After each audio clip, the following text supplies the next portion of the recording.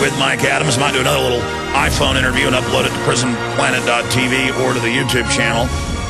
But we're basically out of time here until tomorrow, but let's jam in a few more calls.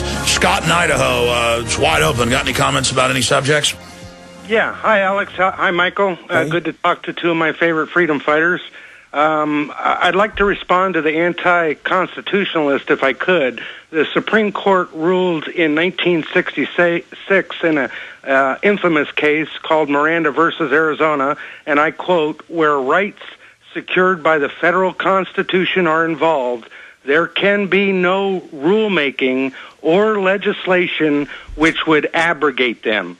And I have a feeling, Alex and Mike, that where all this tyranny will be ending up is in our courts.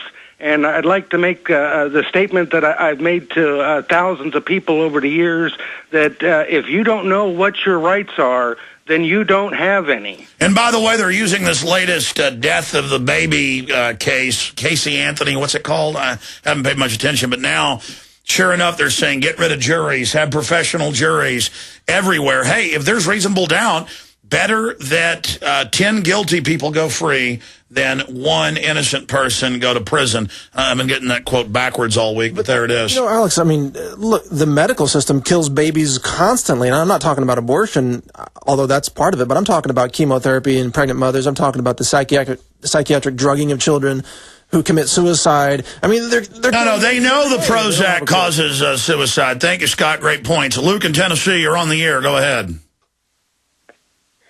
What's up, Alex? Hey, Luke. I've been a listener. How's it going, man? Good. Go ahead. I've been a listener for a little bit, and I wanted to let you guys know I'm a little bit upset right now. There's a bag of oranges on my counter. Whoa. And I don't know what they're called.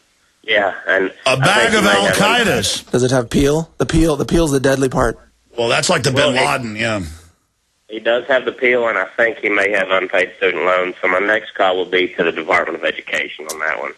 Well, they are SWAT teaming people now for unpaid bills, which is illegal. But, hey, so what? Yeah, well, clearly, Right, he's got orange peel. If he dries that orange peel and puts it in a bottle, he could be subjected to FDA raids for offering it for sale. Well, he's evil. Yep. Anything else, terrorist?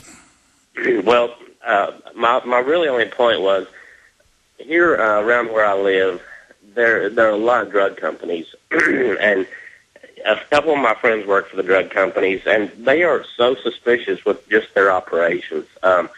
Their hiring goes through almost a quasi-government type temp agency. Well, most of it's made in, well, that's because the corporations run the government in China, and almost all of the over-the-counter mainline drugs are being found to be totally tainted with poison. But so what? Orange peel's evil. I'm sorry, what other creepiness is going on in your area? I'm sorry, tell us what they do. Well, it's their hiring process is just so abnormal, I would consider, because they hire, they won't even hire anybody. You have to go through a private temp agency that has just a total government footprint all over it. And the reason I know this is because, just for suspicion, I was in one of these things.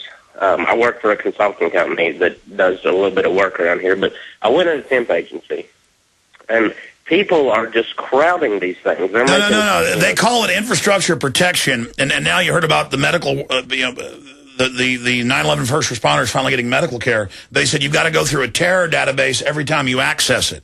And so that's the admission. TSA on the streets, federal authorization to have any job. Well, freedom. It's no surprise, because I think anybody who has a conscience, anybody who has ethics, would not work for these drug companies.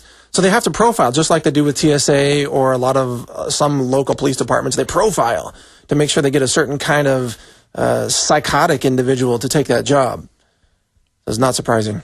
They're extremely ordinary, the word, because it's, you're given a test. I actually took the test, and I watched them hire about 15 people that were, sitting there playing with their guns and making calculations for these tests on their phones.